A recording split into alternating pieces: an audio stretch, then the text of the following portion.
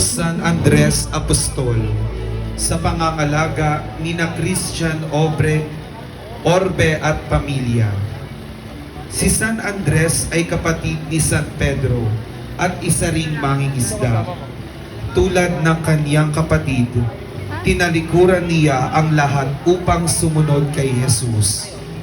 Pagpanaog ng Espiritu Santo, nangaral siya sa Asia Menor at Gresya at sinasabing namatay sa Patra, Akhaya, na nakatali sa isang krus na ekis. San Andres Apostol, Ipanalangin mo kami.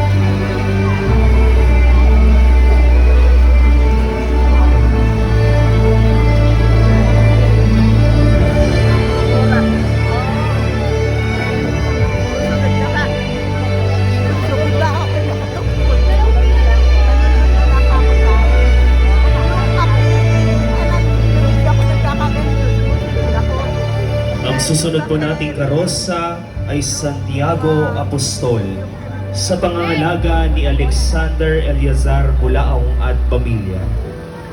Si Santiago Apostol ay anak Salome at kapatid ni San Juan Evangelista. Tinagurian sila Buhernes o mga anak ng plong dahil sa kanilang kapusukan.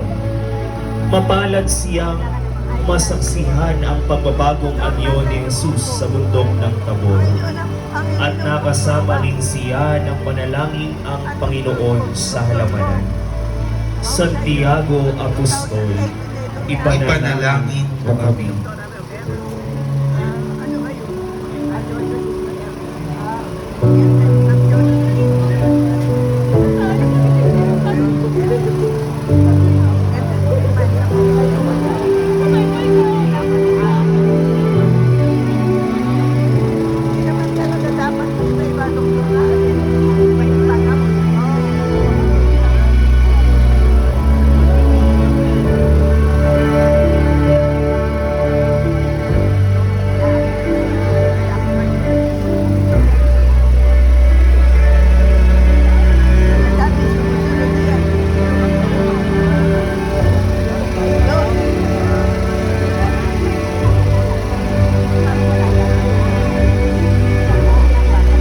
Felipe Apostol, sa pangangalaga ng pamilya de Guzman at de la Cruz. Si San Felipe ay unang naging alagad ni San Juan Bautista bago naging apostol ni Jesus. Matalik silang magkaibigan ni San Bartolome. Noong huling hapunan, hiniling niya kay Jesus, Panginoon, ipakita mo sa amin ang Ama, at yaoy sukat na sa amin. San Felipe Apostol, ipanalangin mo kami.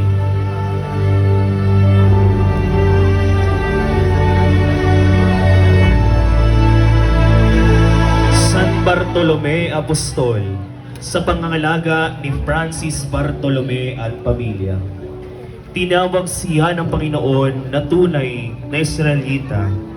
Si San Bartolome ay unang nakilala bilang Nathaniel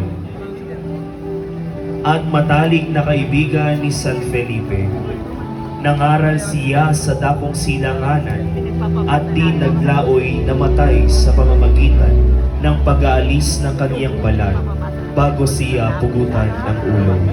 San Bartolome Apostol, ipanalangin mo kami.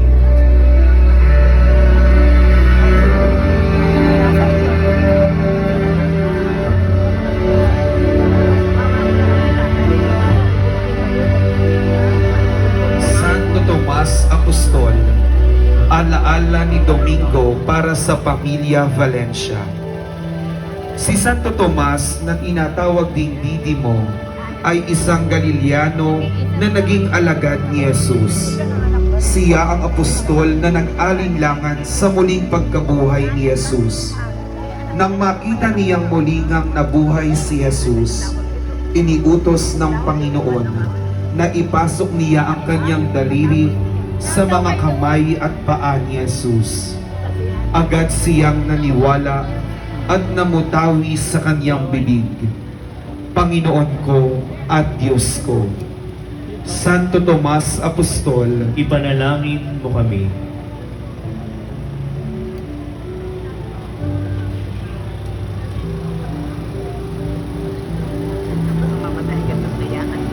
San Mateo Apostol, sa pangangalaga ni Hilaria Calayag at pamilya, isang publikano na nooy tinawag na Levi, si San Mateo ay tinawag ng Panginoon upang maging apostol. Si San Mateo ang sumulat ng unang ebanghelyo at pagpanao ng Espiritu Santo ay nangaral sa Ethiopia at Persia. San Mateo Apostol at Ebangelista, ipanalangin mo kami.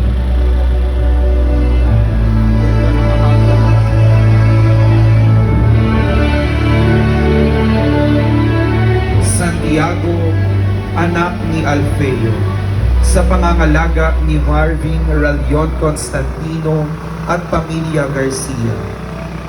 Si Santiago ay kapatid ni San Judas Tadeo. Siya ay naging obispo ng Jerusalem. At dahil sa pangangaral niya tungkol kay Jesus, hinuli siya ng mga Hudyo at inihagis mula sa itaas ng templo. At nang di mamatay ay pinagbabato at pinalo. Sumulat din siya ng isang epistola sa Bagong Tipan. Santiago, anak ni Alfeo, ipanalangin mo kami.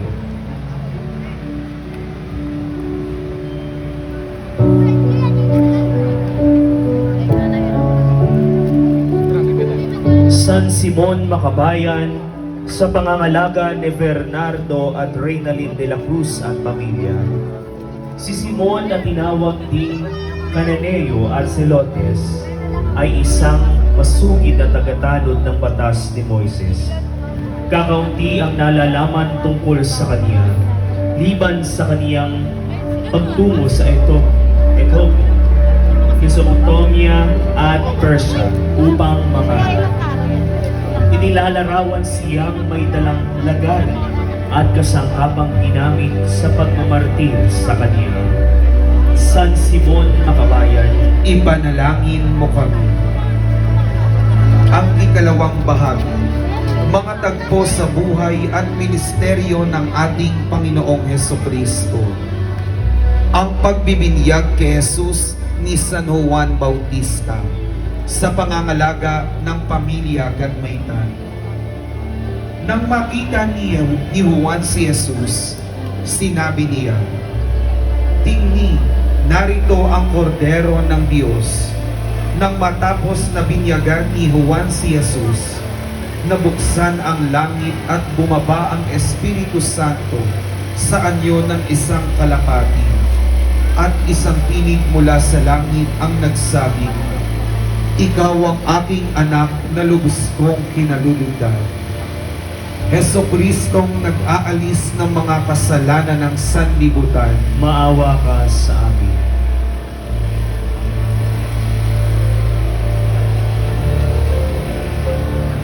Ang pagtukso ng Diablo kay Jesus sa pangangalaga ni Brian Gonzales at pamilya. Mula sa Jordan, bumalik si Jesus na puspos ng Espiritu Santo. Dinala siya ng Espiritu sa ilang at sa loob ng 40 araw ay tinukso siya ng Diablo. Sa kabila ng makailang ulit na pagtukso sa kaniya, si Jesus ay hindi nagpakita ng kahinaan. Bagkus pinalayas niya ang Diablo at ipinakita niya na hindi dapat subugin ang Panginoong Diyos at tanging ang Diyos lamang ang dapat ang sambahin at paglingkuran ng lahat. Heso Kristong lakas naming mga nagsisikap at magpakabuti, maawa ka sa amin. Ang unang himala ni Jesus sa kasalan sa Kana, sa pangangalaga ni Neil Adriano at pamilya. May kasalan sa Kana sa Galilea at naroon si Maria, si Jesus at ang kaniyang mga alagad. Naubos ang alak kaya't sinabi ni Maria kay Jesus, "Anak, wala na silang alak." Sinabi ni Jesus, "Ipaubaya na lang po ninyo ito sa akin. Ginang, hindi pa ito ang aking tamang oras." Sinabi ni Maria sa mga naglilingkod, "Gawin ninyo ang anumang sabihin niya sa inyo." Pinaupo nga ni Jesus pinapuno nga ni Jesus ng tubig ang 6 na banga na nakalaan para sa paghuhugas ayon sa kaugalian ng mga Hudyo. At nang halos umapaw na ang mga ito, pinakuha niya sila at ipinatikim sa namamahala ng handaan. Dito nga'y natikman na ang tubig ay naging alak. Jesucristong ipinahayag ang kanyang kaluwalhatian sa kaniyang unang himala, maawa ka sa amin.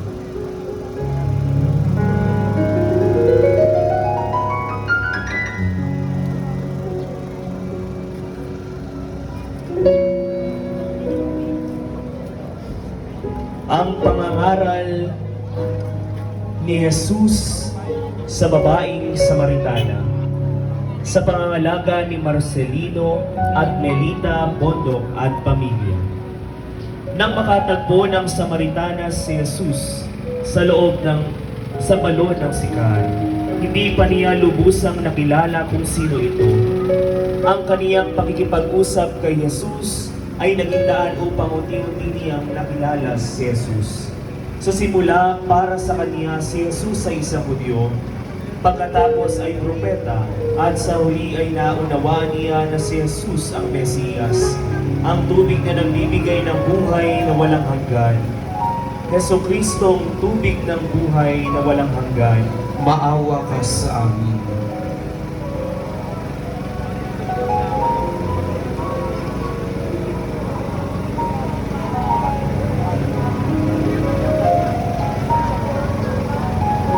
Ang pangangaral ni Jesus sa bundok, alay sa alaala ni Francisca Sison, sa pangangalaga ni na Christopher Joe Sison, Remedios Enriquez at pamilya. Nang makita ni Jesus ang napakaraming tao, umakyat siya sa bundok. Pagkaupo niya, lumapit ang kaniyang mga alagad at siya'y nagsimulang mangaral sa kanila. Dito, ipinangaral ni Jesus ang mga mapapapalad na lubos na kinululugdan ng Diyos. Jesucristo, gantimpala ng mga mapapapalad na kinalulugdan ng Diyos, maawa ka sa amin.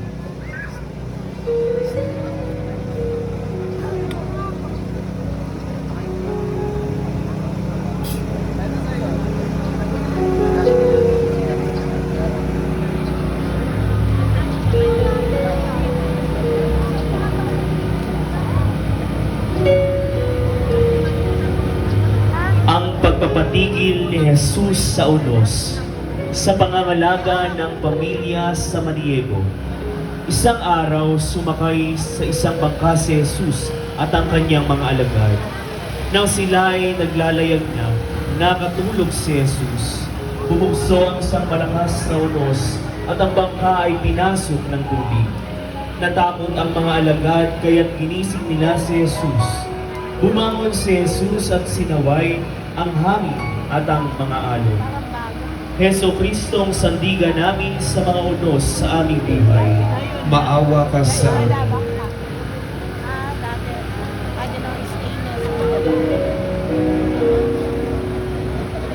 Ang himala ni Jesus ng pagpaparami ng tinapay at isda sa pangangalaga ni Joseph Aldous Ronquillo at pamilya. Nang si Jesus ay tumawid sa ibayo ng lawa ng Galilea, siya ay sunundan ng napakaraming mga tao, humigit kumulang sa 5,000 ng mga lalaki. Dinala ng mga alagad ang isang bata roon na may dalang 5 tinapay at 2 isda. Kinuha ni Jesus ang tinapay at matapos na magpasalamat sa Diyos ay ipinamahagi sa mga tao. Gayon din ang ginawa niya sa isda at ang lahat ng naroroon ay nakakain at nabusog. Jesucristong nagbibigay sa amin ng mga kakanin sa araw-araw. Maawa ka sa amin.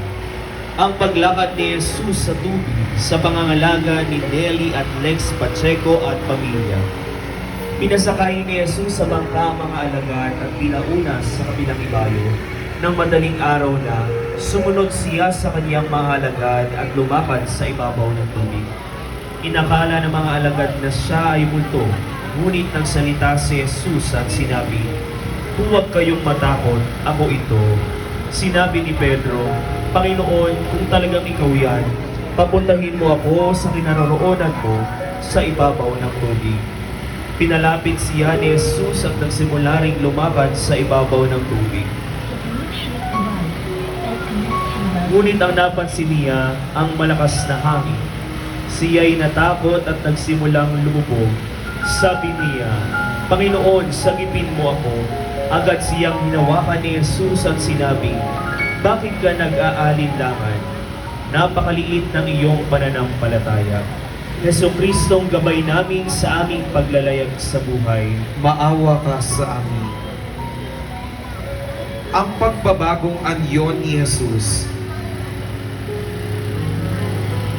sa pangangalaga ni Perfecto at Elsa Dayaw at sa pangangalaga ni Namel at Ana Tanghal. Umakyat si Jesus sa bundok ng Tabor upang manalangin kasama sina Pedro, Juan at Santiago.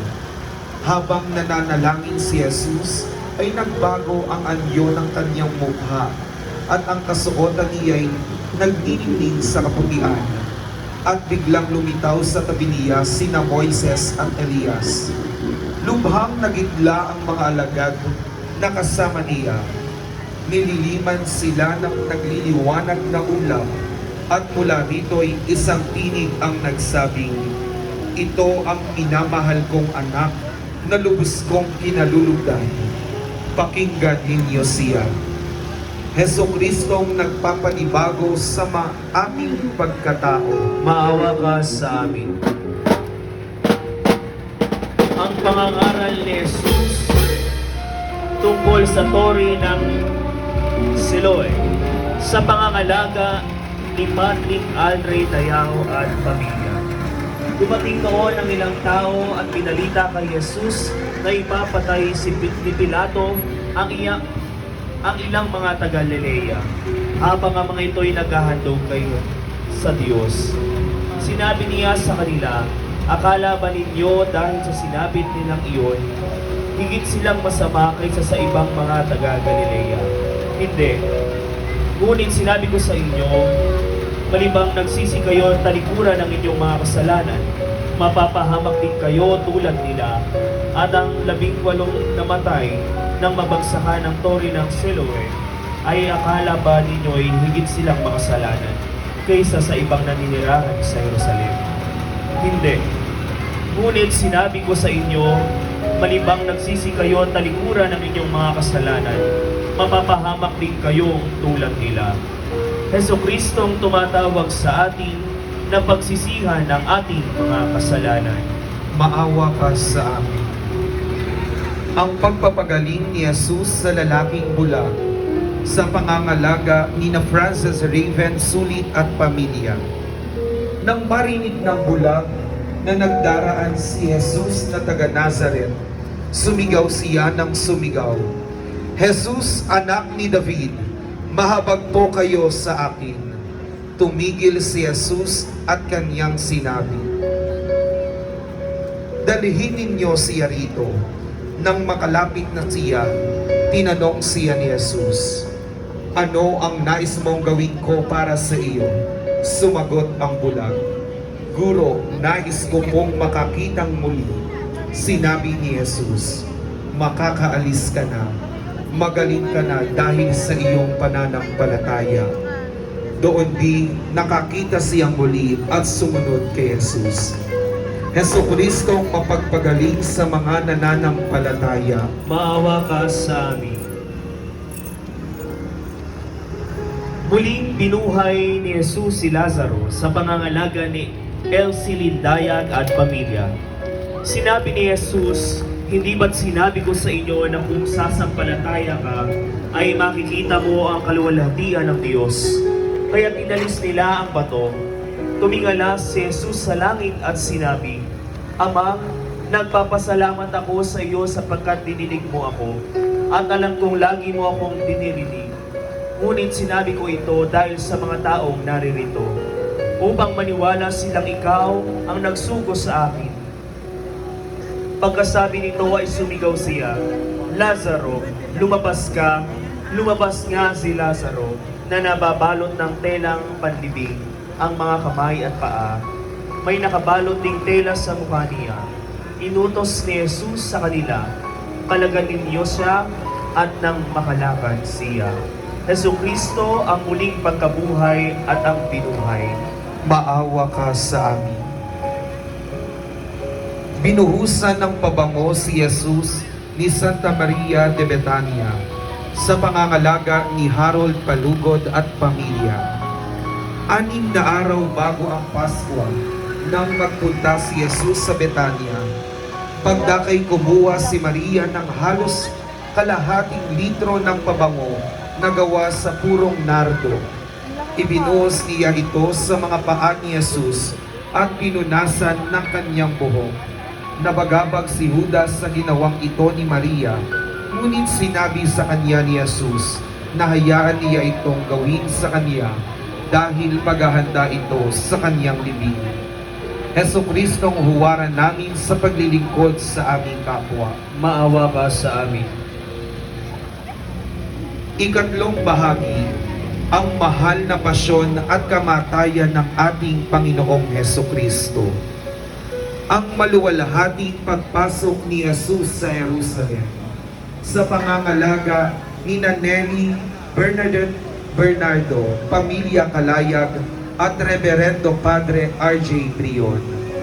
Nang mabalitaan ng mga tao na si Jesus ay papunta sa Jerusalem, sila ay kumuha ng mga palaspas at oliba at lumabas sila ng lungsod upang siya'y salubungin. Sila ay sumisigaw, "Purihin ang Diyos, pinagpala ang dumarating sa ngalan ng Panginoon. Osana, Osana." Heso Kristo, Hari ng Sanlibutan. Maawa ka sa amin. Ang pagtangis ni Jesus sa Jerusalem. Sa pangangalaga ni Cons Raymond Mercaida at pamilya. Nang malapit na siya sa Jerusalem at natatanaw na niya ang lungsod, ito'y kanyang pinangisan. Sinabi niya, "Kung nalalaman mo lamang ang araw na ito, kung ano man ang makapagdudulot sa iyo ng kapayapaan, ngunit ito'y lingid ngayon sa iyong paningin. Darating ang mga araw na makakatagpo sa paligid mo ang iyong mga kaaway. Paliliputan ka nila at igipitin. Sa kabi-kabila, wawasakin ka nila at lilipunin ang lahat ng iyong mamamayan.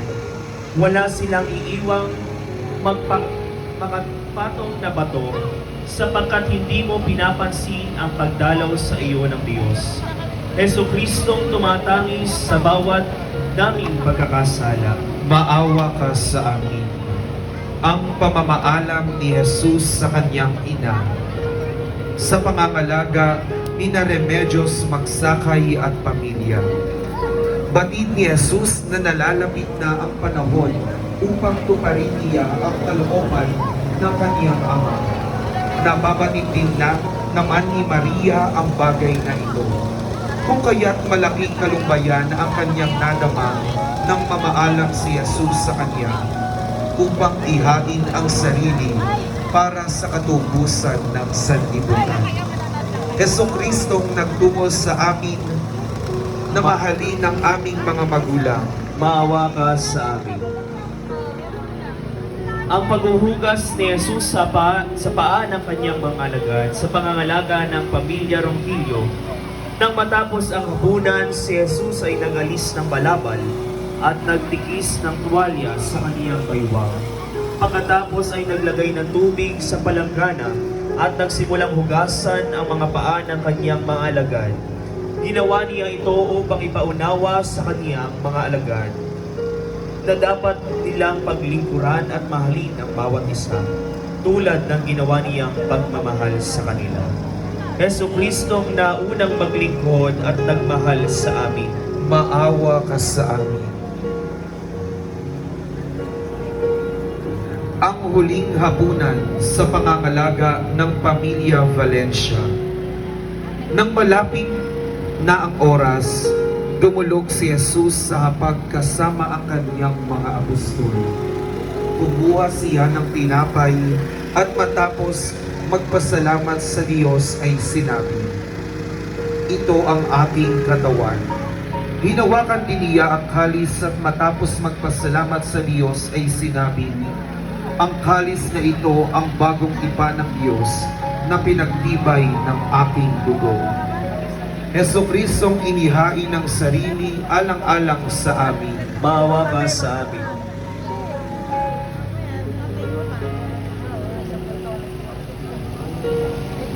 Ang pananalangin ni Jesus sa halamanan ng Gethsemane sa pangangalaga ni Josefa Milagroso, Lindayag at pamilya. Nanalangin si Jesus sa bundok ng mga olibo kasama sina Pedro, Juan at Santiago. Sinabi niya, "Ama, kung loloobin mo, ilayo mo sa akin ang saro ng paghihirap na ito.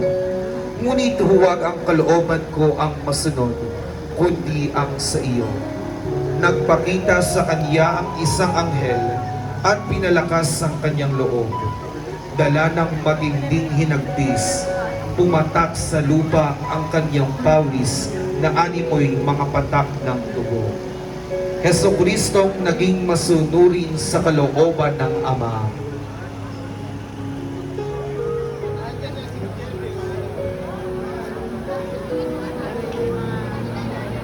Ang pagkakaluno ni Judas kay Jesus sa pangangalaga ng Sagwan Paumbong Incorporated. Samantalang nagsasalita pa si Jesus, narito ang isang karamihan at siyang tinawag na Judas, na isa sa 12 ay nangunguna sa kanila, at siya'y lumapit kay Jesus upang ito'y agkan. Datapwat sinabi ni Jesus sa kanya, "Judas, ang isang halimbaga ay pinagkalulo mo na ang anak ng tao." Jesucristong nahapis sa pagkakalulo ng isang kaibigan, maawa ka sa akin.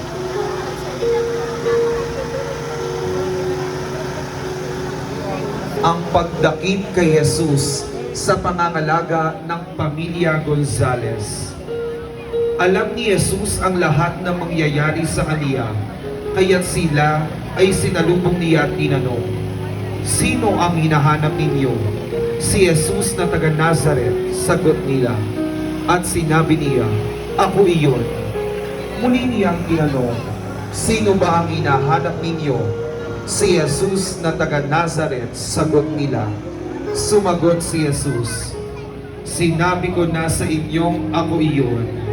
Kung ako ang hinahanap ninyo, hayaan ninyong umalis ang mga taong ito." Dinakip nga ni Jesus at iginapos na ang mga bantay na Hudyo at ng mga kawal na Romano. Jesucristong iginapos at inaring parang kriminal, maawa ka sa amin.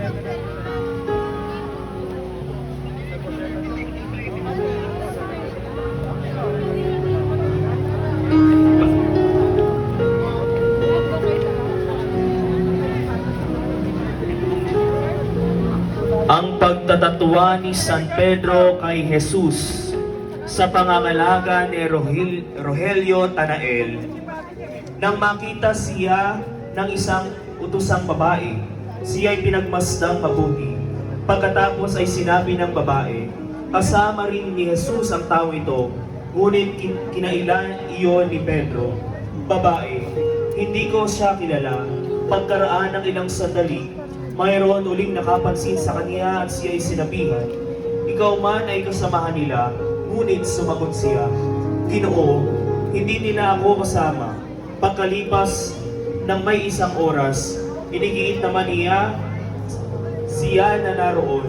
Siguradong kasama ni Jesus ang taong ito, sapagkat isa rin siyang taga-Galilea. Ngunit sumagot si Pedro, "Ginoo, hindi ko nalalaman ang sinasabi mo." Nagsasalita pa siya nang biglang may tumilaok na manok. Lumingon ang Panginoon at tumingin kay Pedro, at naalala ni Pedro ang sinabi ng Panginoon, "Bago tumilaong ang manok sa araw na ito, ay 3 beses mo akong ikakaila." Lumabas si Pedro at umiyak ng buong pait. Jesucristong itinatwa at itinanggi ang kaniyang mga kaibigan, "Maawa ka sa amin."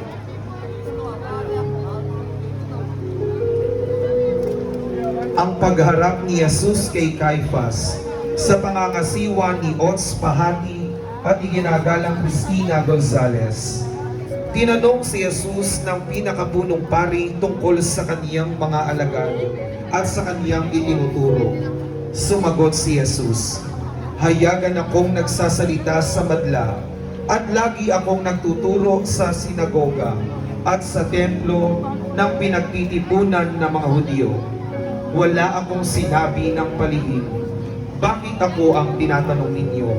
Ang tanungin ninyo ay ang mga nakarinig sa akin. Alam nila kung ano ang sinabi ko." Pagkasabi nito'y sinampal siya ng isa sa mga bantay na naroroon. "Ganyan ba ang pagsagot ng pinakapunong pari?" tanong niya. Sumagot si Jesus, "Kung may sinabi akong masama, patunayan mo. Ngunit kung tama ang sinabi ko, bakit mo ako sinampal?" Jesucristong nagtiis ng mga tampal at pag-alimura, "Maawa ka sa amin."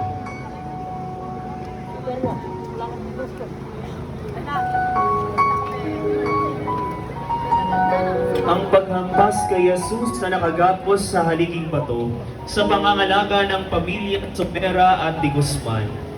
Sa pagnanais ni Pilato na mapalaya si Jesus, minsan pa siyang nagsalita sa mga tao, ngunit patuloy sila sa pagsigaw na si Jesus ang ipako sa krus. Muling sinabi ni Pilato na wala siyang makitang sala kay Jesus upang siya ay ipapatay. Kung kaya ipinahugupit na lamang niya ito upang maibsan ang galing ng taong bayan. Jesucristong natadtad ng sugat ang buong katawan, maawa ka sa amin.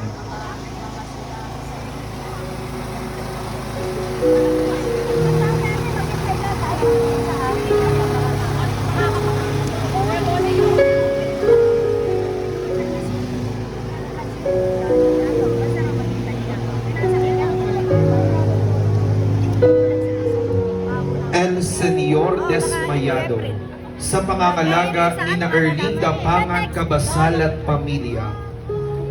Sa walang lubay na paghagupit ng mga sundalo kay Jesus, siya ay nawalan ng malay tao.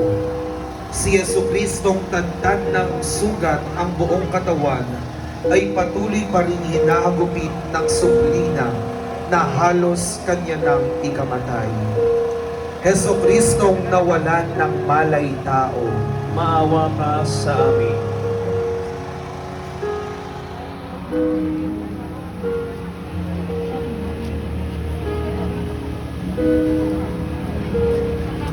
Ecce Homo, sa pangangalaga na namayapang kapatid Perla Lindayag at sa pangangalaga ng pamilya.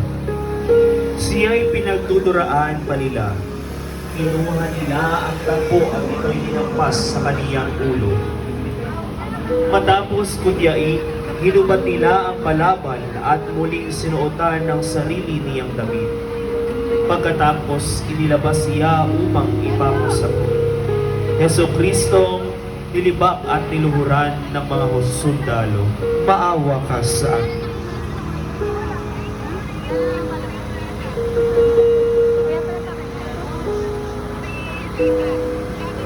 pagpapatanaw kay Jesus sa pangangalaga ni na Eden Sarmiento Jr.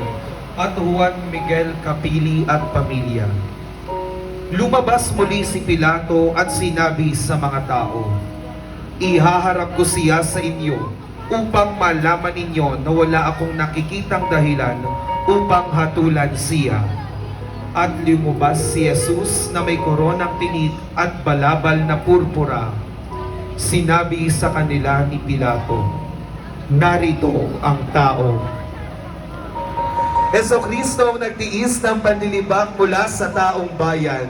Maawa ka sa amin. Ang paghihinaw ng kamay ni Pilato sa pangangalaga ni Divina Borlongan Lumbo at pamilya. Nang makita ni Pilato na wala na siyang magagawa at ang mga tao ay nagsisimula ng magkagulo, nagpakuha siya ng tubig at naghugas ng kamay sa harap ng mga tao. Sinabi niya, "Wala akong sala sa dugo ng matuwid na lalaking ito.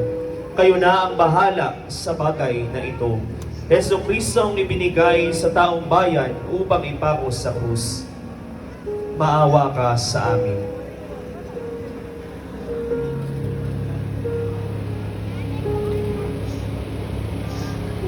Ang pagtanggap ni Jesus sa kaniyang krus sa pangangalaga ni Glenn Radito Somera. Matapos ang pagkahugupit kay Jesus, patuloy pa rin ang sigaw ng tao bayan na ipako siya sa krus. Walang nagawa si Pilato kundi ibigay si Jesus sa kanila upang patayin. Kinuha nga nila si Jesus at inilabas pasan ang kaniyang krus. Jesucristo ang buong pusong tinanggap ang parusang laan sa amin. Maawa ka sa amin.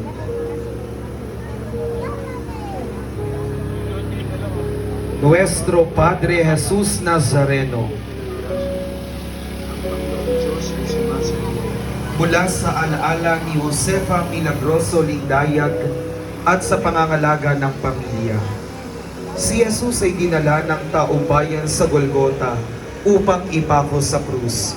At sumulat din naman si Pilato ng isang pamagat upang iligay sa ulanan ng krus. At ang nasusulat ay, Jesus Nazareno, Hari ng mga Hudyo. Ito'y hindi kataganang papuri at paggalang, kundi ng panlalait at pagtatuwa sa kaniyang naging kapalaran. Jesucristong binata ang bigat ng aming mga kasalanan. Maawa ka sa amin. Birhen de la Amargura, sa pangangalaga ni John Eric de Leon at pamilya. Hindi malirim ang kapaitang naramdaman ng mahal na Birhen sa pagkakakita niya sa pagpapahirap ng kanyang minamahal na anak. Sa bawat pag-alipura at pagmamalupit sa kaniyang anak, ay parang unti-unti na rin siyang pinapatay. Ang lahat ng ito ay nagdulot ng mapait na pagtamis ng mahal na Birhen. Mahal na Birhen ng kapaitan, Ipanalangin mo kami.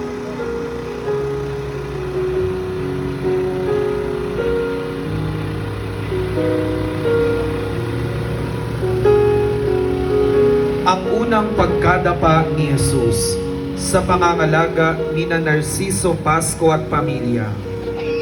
Napasubasob si Jesus sa unang pagkakataon. Hindi na nakayanan ng kaniyang hapong katawan ang kabigatan ng krus. Subukan man niyang tumindig ay hindi na niya lubos na makayanang buhatin pa ang krus na iniatang sa kaniya. Nakadagdag pa sa kaniyang paghihirap ang patuloy na panlilibak sa kaniya ng taong bayan. Jesucristong nagtiis ng hirap alang-alang sa amin. Maawa ka sa amin.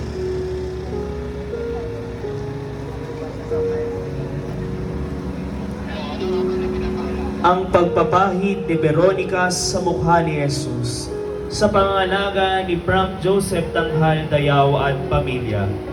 Sa daan patungong Kalbaryo, sinusundan si Jesus na mga kababaihang tumatangis dahil sa kanya.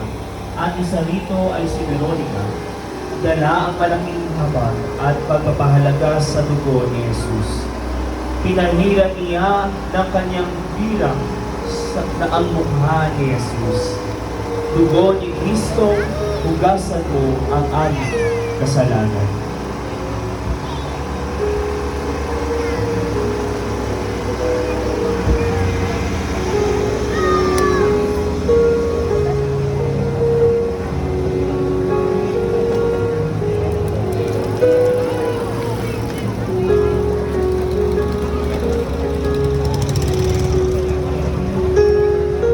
Santa Veronica, sa pangangalaga ng pamilya Valeriano.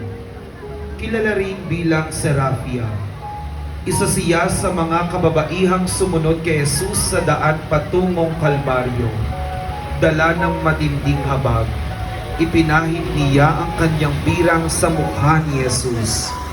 At dito'y naiwang nakalimbag ang banal na mukha ng Panginoon. Santa Veronica, Ipanalangin mo kami.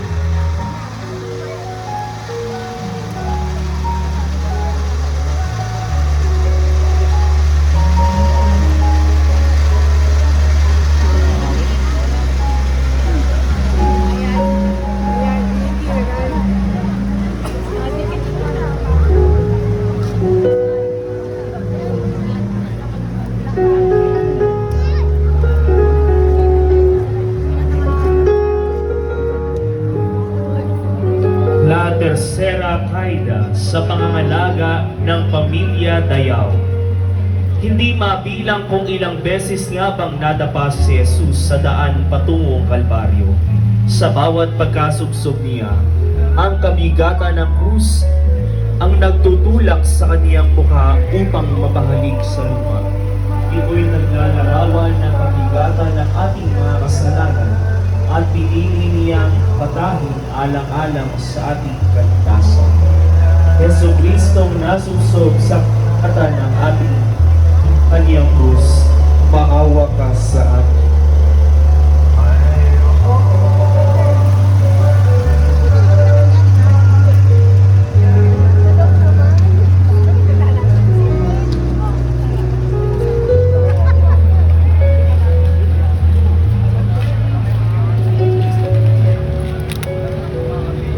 Ang pagtulong ni Simon Sereneo kay Jesus sa pangangalaga ng pamilya Cabigaw at Montemayor. Sa ilang ulit na pagkadapa ni Jesus habang pasan ang kaniyang krus, napag-isipan na makakawal na humanap ng tutulong sa kaniya. Habang nasa daan, nasa lubong nila si Simon na taga Serene. Pinatigil nila ito at pinapasan sa kaniya ang krus habang pinapasunod kay Jesus. Heso Kristo, karamay namin sa aming mga paghihirap. Maawa ka sa amin.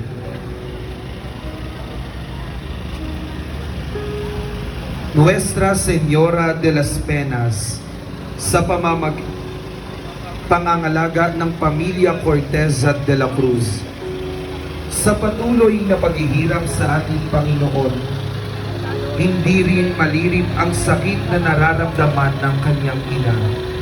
Sa bawat pagpapahirap na tinanggap ni Jesus, sa bawat pag-aalimura at pagmumura sa kaniya, si Maria ay nakibahagi sa lahat ng ito. Tahimik niyang tinanggap ang lahat ng ito at pinagbulay-bulay sa kaniyang puso. Mahal na Birheng Tigib ng kasakitan, ipanalangin mo kami.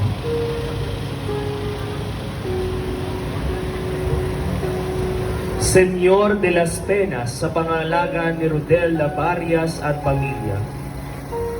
Matapos ang mahabang oras ng paglalakad patungong Kalbaryo, si Jesus ay nihahanda na upang ipako sa krus.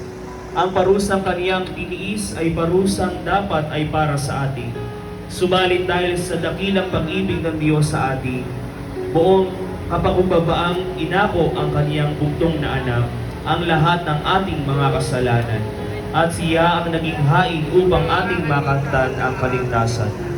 Jesucristong mababang loob na sumunod sa kalooban ng Diyos, maawa ka sa amin. Inihabili ni Jesus si Maria kay Juan sa pangangalaga ni na Teresita Pasco Aguilar at pamilya. Nakatayo sa tabi ng krus ni Jesus ang kanyang ina at ang kapatid nitong babae, si Maria na asawa ni Cleopas at si Maria Magdalena. Nang makita ni Jesus ang kanyang ina at ang minamahal niyang alagad na nasa tabi nito, sinabi niya, "Ginang, narito ang iyong anak." At sinabi niya sa kanyang alagad, "Narito ang iyong ina."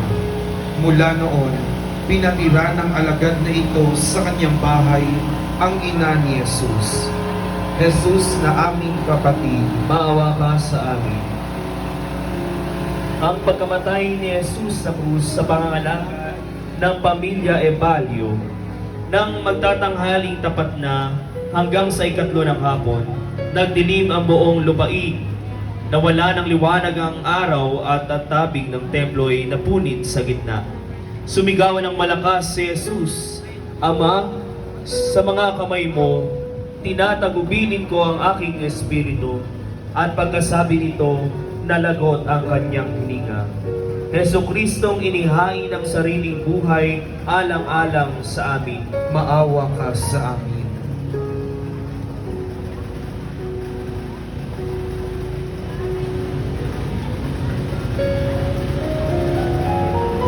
San Longinos, sa pangangalaga ni Ismael Aski Garcia at pamilya. Si San Longinos ay ang hawal na sumaksak sa tagiliran ni Jesus habang siya'y nakabayubay sa krus. Si San Longinos na noon ay halos bulag na, ay gumaling ng mapatakhan ng dugo at tubig na mula sa tagiliran ni Jesus ang kanyang mga mata. Dahil sa lahat ng nakita niyang naganap noong araw na iyon, napabulala siya. Tunay ngang anak ng Diyos ang taong ito. San Longinos, ipanalangin mo kami. Labiena sa pangangalaga ni Isaac at Cristina Valencia at pamilya. Nang maibaba na si Jesus mula sa krus, kaagad siyang dinala sa kandungan ng kaniyang inang si Maria. Ang buhay ay iniluwal ng isang ina, ngayon ay isa ng malamig na bangkay. Walang magawa si Maria kundi tumangis at yakapin sa huling pagkakataon ang kaniyang anak. Mahal na Birheng, tangan-tangan ang bangkay ng anak na si Jesus. Ipanalangin mo kami.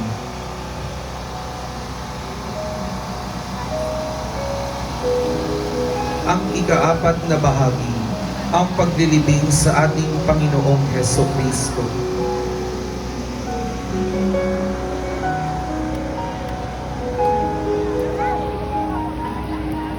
Ang paghahanda sa libing sa pangangalaga ni Lito at Edna Hilario. Si Jose na taga-Arimatea ay nagsadya kay Pilato upang humingi ng pahintulot na makuha ang bangkay ni Jesus. Pinahintulutan naman siya ni Pilato. Kaya't kinuha niya ang bangkay ni Jesus.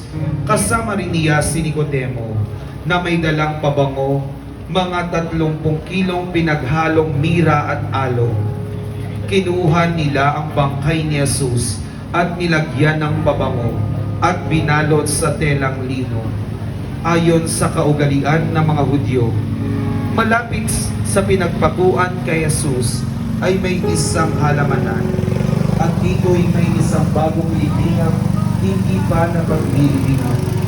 Dahil doon ay bisperas ng araw ng pamamahinga at dahil malapit ang libingang ito, doon nila inilibing si Jesus. Kamahal-mahalang katawan ni Kristo, Iligtas mo po kami.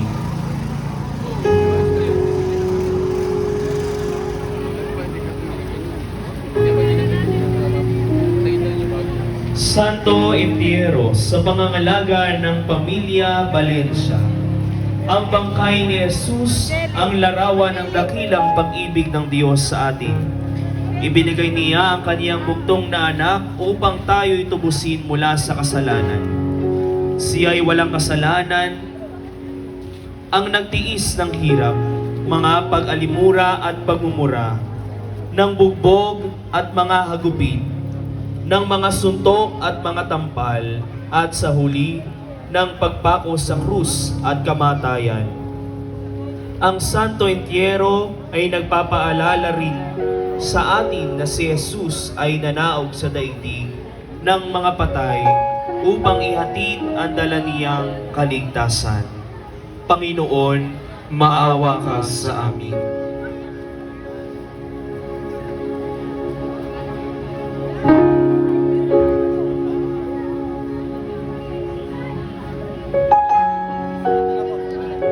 Abante mo, abante.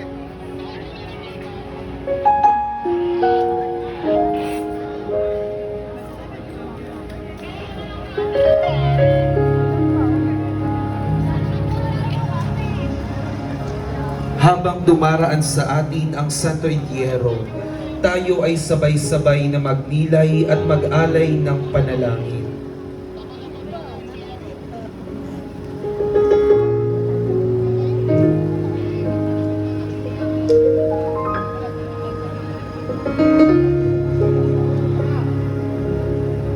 Abante mo po, abante.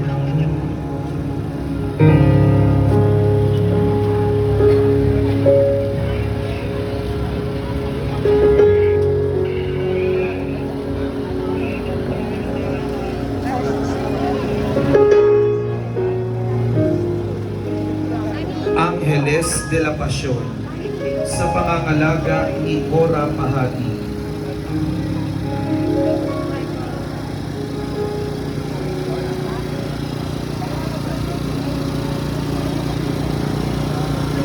Ang banal na krus sa pangangalaga ni Cora Villanueva Pahati at pamilya. Ang krus na nooy sagisag ng pagiging isang makasalanan, ngayon nagsilbing sagisag ng kaligtasan. Ang krus na dati sagisag ng kamatayan, ngayon nagsilbing tulay tungo sa buhay na walang hanggan. Ang krus na ito ng ating kaligtasan ay siya ring sagisag ng ating pananampalataya at lubos na kinatatakutan ng mga kampo ng kadiliman. Ating ipagdangal ang krus na banal.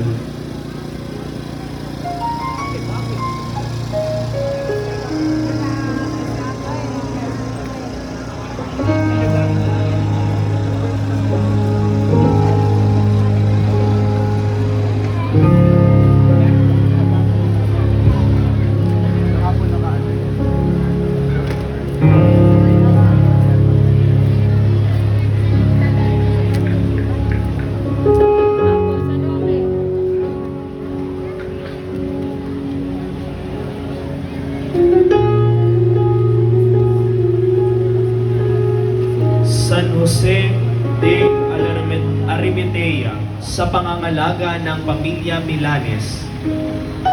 Si San Jose ng Arimatea ay isang mabuti at matuwid na tao na naghihintay rin sa kaharian ng Diyos. Bagamat siya ay kagawad ng Sanhedrin, siya ay isang lihim na disipulo ni Jesus at hindi siya sang-ayon sa ginawa sa kanyang mga kasama kay Jesus. Siya rin ang nagpunta kay Pilato upang hingin ang bangkay ni Jesus at maihanda ito upang ilibing. San Jose ng Arimatea, Ipanalangin mo kami. San Nicodemo, sa pangangalaga ni Ricky Clemente at pamilya. Si San Nicodemo ay isang Pariseo na sumunod kay Jesus. Noong si Jesus ay ililibing na, nagdala siya ng pabango upang ipahid sa katawan ni Jesus bago ito ilibing, sang-ayon sa kaugalian ng mga Hudyo. San Nicodemo, ipanalangin mo kami. Nuestra Señora de la Soledad, sa pangangalaga ni Nelly at Bernadette Bernardo at pamilya Kalayat, at Reverend Father R.J. Rion. Matapos ilibing si Jesus, lubos ang pangungulila ang nararamdaman ng kaniyang ina. Hindi maialis sa alaala ni Maria ang mga naganap noong araw ng Biyernes. Sa kabila nito, si Maria ay nananatili, umaasa at katuparan sa pangako ng kaniyang anak. Mahal na Birheng nangungulila, Ipanalangin mo kami. Santa Susana, sa pangangalaga ni na Benedicta Kalayang Bulaon at pamilya. Si Santa Susana ay nakasama ng mga kababaihang naglingkod at nanatili sa tabi ni Jesus. Bagamat hindi madalas na mabanggit ang kanyang pangalan sa kasulatan, ay lubhang mahalaga ang kanyang gampani at ambag sa ministeryo ni Jesus.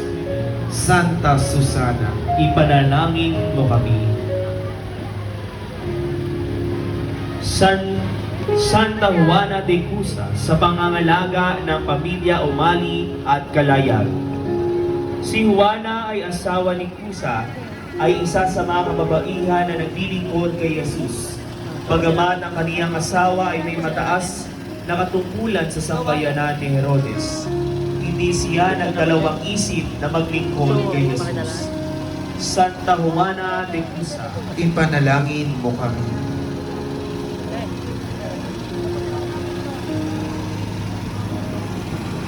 Santa Maria, ina ni Juan Marcos, sa pangangalaga ng pamilya Isanan. Si Maria, ina ni Juan Marcos, ay ang may-ari at may tangan ng susi ng senakulo na pinagdadausan ng huling hapunan ng Panginoon. Isa rin siya sa mga kababaingang tumangis dahil kay Jesus sa daan patungong Kalbaryo. Santa Maria, ina ni Juan Marcos, ipanalangin mo kami.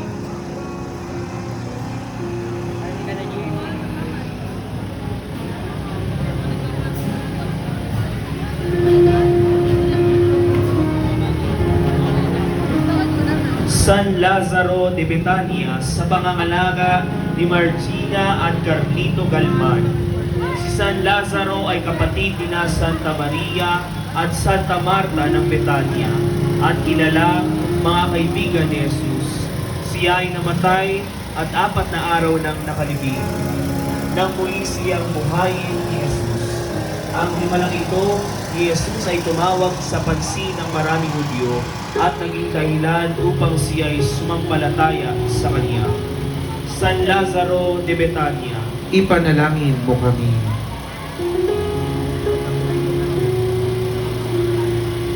Santa Marta de Betania, sa pangangalaga ng pamilya Gonzales.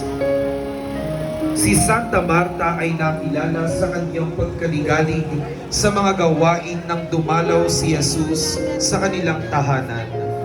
Bagamat naikumpara siya sa kanyang kapatid na si Maria, ang ibig ipahiwatig ng Panginoon sa kanyang sinabi ay ang pantay na pagpapahalaga sa pananalangin at paggawa.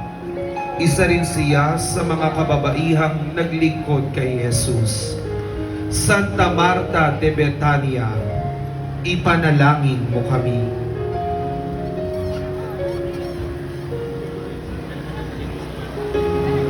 Santa Maria de Betania, handog sa ninunong Pastor Dayaw Sr. at ang kapatid nating namayapang Leticia Pahati Dayaw. Si Maria ng Betania ay nagpamalas ng pambihirang pagmamahal kay Jesus. Bunga ng pagmamahal na ito, siya ay laging handang makinig at tumalima sa aral ng Panginoon. Siya rin ay nagbuhos ng pabango sa paanan ni Jesus at pinamunuan ng kaniyang buhok. Santa Maria de Betania, ipanalangin mo kami.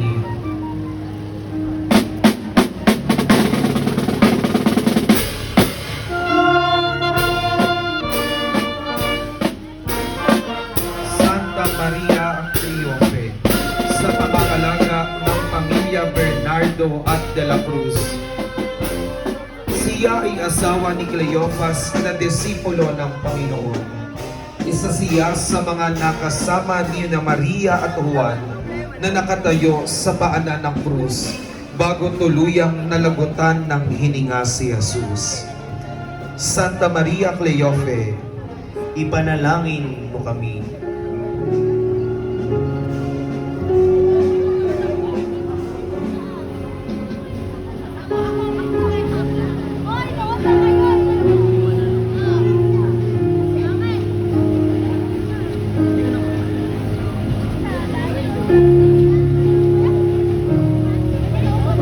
Santa Maria Jacobes, sa alaala ni Arturo de la Cruz, sa pangangalaga ni Jason de la Cruz.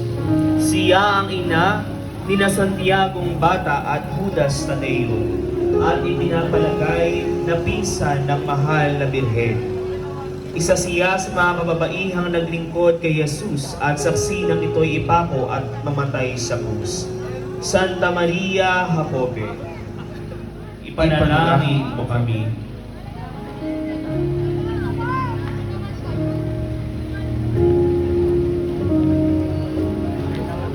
Santa Maria Salome, sa pangangalaga ng pamilya Sera Josef. Siya ang ina ni na Santiagong Matanda at San Juan Evangelista. Isa siya sa tatlong Maria, kasama ni na Santa Maria Jacobe at Santa Maria Magdalena. Nasaksihan din niya ang kamatayan ni Jesus sa krus at isa siya sa mga unang naparoon sa libingan nang muling mabuhay ang Panginoon. Santa Maria Salome, Ipanalangin mo kami. Santa Maria Magdalena, sa pangangalaga ni Noel Flores at pamilya. Tinaguri ang apostol ng mga apostoles. Siya ang babaeng pinagpalayan ni Jesus ng 7 demonyo. Taliwas sa paniniwala ng karamihan, hindi siya ang babaeng nahuling nakikiapid. Isa siya sa mga nananatili sa paanan ng krus at isa rin siya sa mga unang pinagpakitaan ni Jesus nang muli itong mabuhay. Santa Maria Magdalena, ipanalangin mo kami.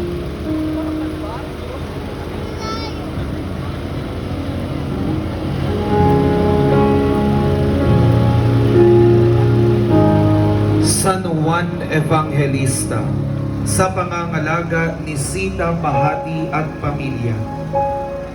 Nang si Jesus ay dakpin, pahirapan at ipako sa krus, tanging siya ang apostol na nanatiling sumunod kay Jesus. Nang muling mabuhay ang Panginoon, isa siya sa mga unang naging saksi nito. Siya rin ang nag-aruga sa mahal na Birhen bilang pagtupad sa habilin ni Jesus bago ito namatay sa krus. San Juan Evangelista, ipanalangin mo kami. Mater Dolorosa, sa pangangalaga ng pamilya Sera Josef, sa pangangalaga ni Arlene Arcuero. Ang pagkakasala ng sangkatauhan ay nagdulot ng matinding dalamhati sa mahal na Birhen.